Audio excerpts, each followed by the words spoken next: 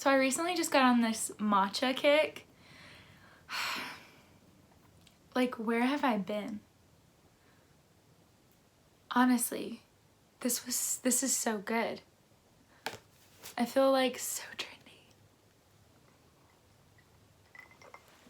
We're gonna put you right here. All right.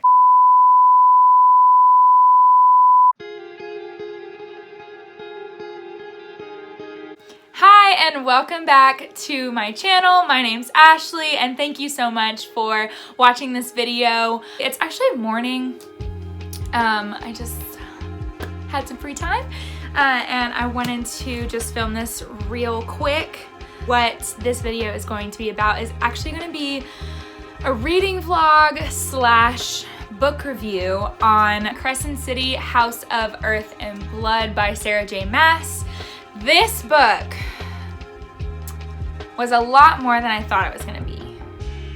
I'll just say that right now. But before I do a review on the book, I kind of want to take you guys back. You're gonna go to like a past me doing a reading vlog. However, it is my very first one, so it's gonna be a little on the choppy side. I kept forgetting to vlog, so there are so many gaps within it, and I really don't have much content for the vlog itself, but you know, I just thought I'd throw it in here just so it could be kind of fun. Let's go ahead and get started. We'll go back to that reading vlog and you guys can check out my reactions, and then we'll come back and we'll do a book review. Also, if you plan on reading this book, maybe you might want to stop watching this video because there might be spoilers. I'll try my best, but if you don't plan on reading this book, continue to watch. Or if you've read it, continue to watch. I'm not 100% sure. I forgot if I did any spoilers in the reading vlog, so you can make that decision.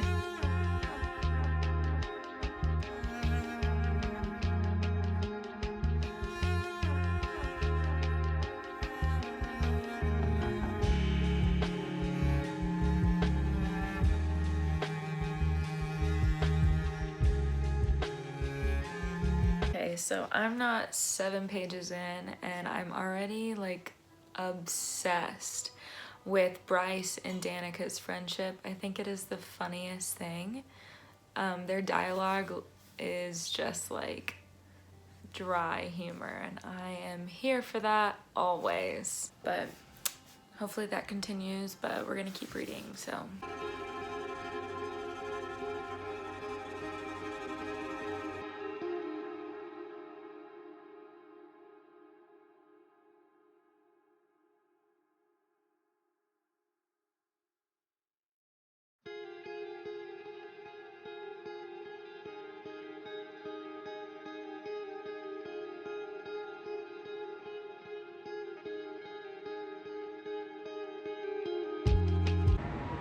Oh my god.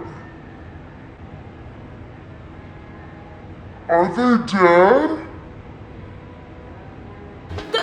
The whole pack?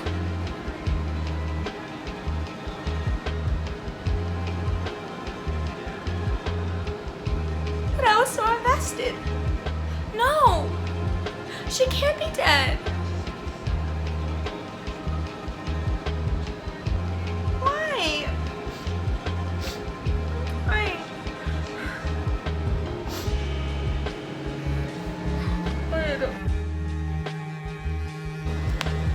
Alright, well, I'm on chapter 6 and I am just an absolute wreck. The whole pack just died. I'm very confused. I thought they were like in the story. I feel so led astray. I will say that, I mean, it did take, I have tabs here, it was a little, it started off, words are so freaking hard. My mind is still in shambles from being completely bamboozled by that. But it took about, I mean, it took 5 chapters to really build into like the plot, which I'm not shocked. This is the first book in the series, so You gotta lay the scene. I'm gonna keep reading and I'll just let you know periodically how that's going. What? Oh my gosh. I literally hate Sabine. Oh my gosh. What kind of afterword for you and me do you have in mind? The good kind.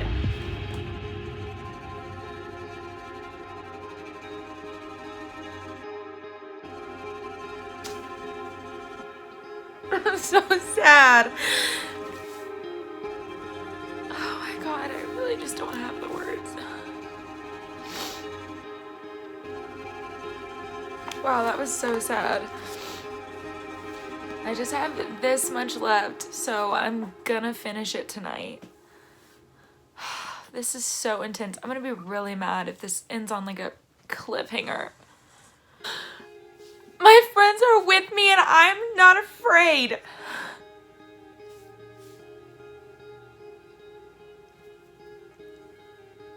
I am unwell. Well, welcome back. So happy that you watched me break down. Moving on. So yeah, I want to talk about the book because this book was an absolute monster to get through. An absolute monster. Honestly, I tried to do like a 12 to 24 reading vlog on it, just like consistent all the way through, and I completely misjudged how huge this book was and just how much it was like information overload. There was absolutely no way that I could have done this in 12 to 24 hours, and I'm a pretty fast reader, but I just could not do this. And the fact that I was annotating along the way and taking notes and tabbing, clearly, it did take me probably about 5 to 6 days to finish. Just before we jump into a review, this book does have trigger warnings, so if you are wanting to read it, I would definitely recommend looking those up before you even try to read this. So just wanted to let you know, definitely do that before you pick up this book, if that's something that you want to look into. So this whole book is character driven, and that is super heavy within the entire book. Sarah J. Maas really takes her time to develop every single one of these characters and what makes them tick. And even though the entire book is character building, the reason that it took me so long is because I would say the first half, or even a little bit more than the first half, is world building. Like this world, I don't even know like how Sarah J. Maas had this world in her head, because it is like so big. It is bigger than Throne of Glass. It is bigger than ACOTAR. Like this took so much. There's so much going on. That's why it took me so long, because I want to understand the whole book, and not just this book, but the whole series. And you have to understand how this world works to understand the rest of the books. This world building explains how this supernatural world functions, and you have to understand what's going on. I would say the second half of the book is where the plot really starts to pick up. It is still world building, but it kind of takes a step back from world building and like a full step into building the plot. And the plot is so good. I cannot express to you how amazing this plot is, and it had me on the edge of my seat the whole time. I want to talk about the relationship between Bryce and Danica, and these two met when they went to college, Crescent City University. So cute.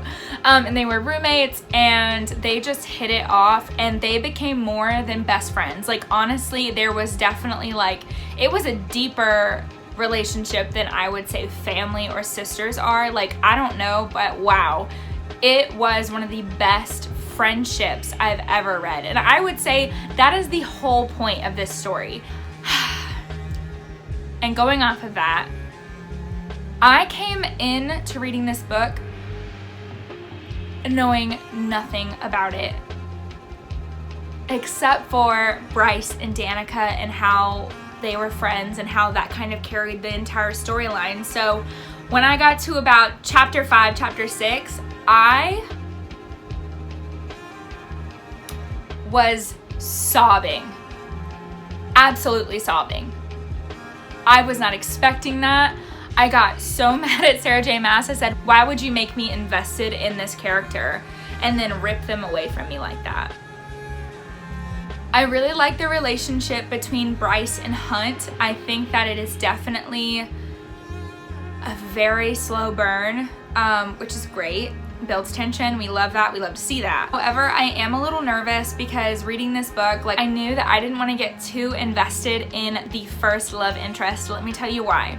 Because Sarah J. Maas has a habit in her last 2 series of putting the female character in a relationship in the first book, and we fall in love with him.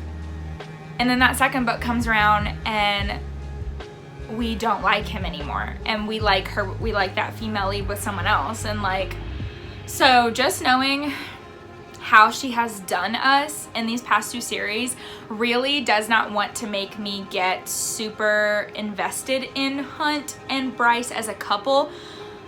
And I would say even with Bryce and Hunt, like, they're not even the main focus of this book. It is super, like, it is very much so more of a friendship between Bryce and Danica, more than a romance between Hunt and Bryce. I love seeing Bryce grow throughout this whole book. Like, if this book for me was to have an umbrella theme, it would definitely be about processing grief, because we literally see Bryce, something super traumatic happened to her in the first half of the book, and we have to walk with her through all of these different phases of grief. We walk with her through being numb. We walk with her through being super depressed and having a lot of anxiety and being angry and having so much guilt. And then finally the healing process comes and we get to walk with her through all of that.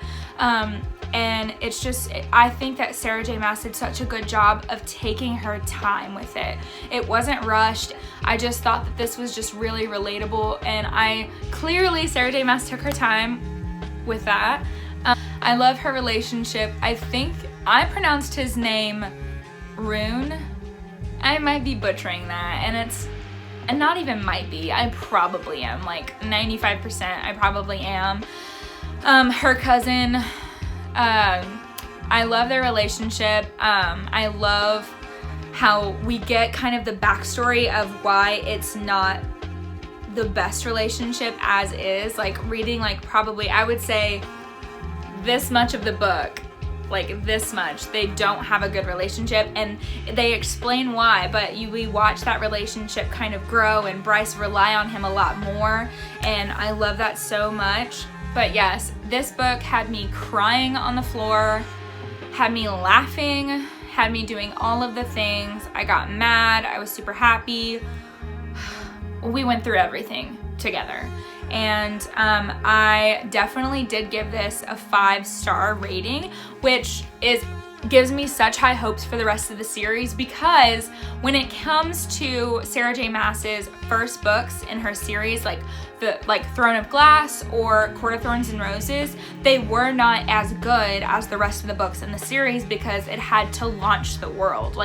And sometimes that is a little slow and a little just hard to get through, and you just kind of have to push through. But I did not feel that way in this book. I mean, sure, it was very slow paced in the beginning, but you just had to understand the world to understand what was going to happen at the end, because they are all so intricately woven within each other. Like, you can't not understand the world and then understand what Bryce is going through. So you really just have to encompass it all.